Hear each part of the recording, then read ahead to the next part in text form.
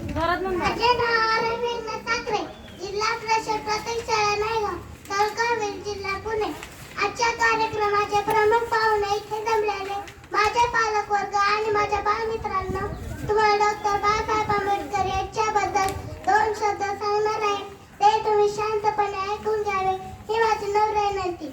Doctor Babasaheb Ambedkar यांचा जन्म 14 April 1891 साली मौगाव येथे झाले. यांचे पूर्ण नाव भीमराव रामजी आंबेडकर होते.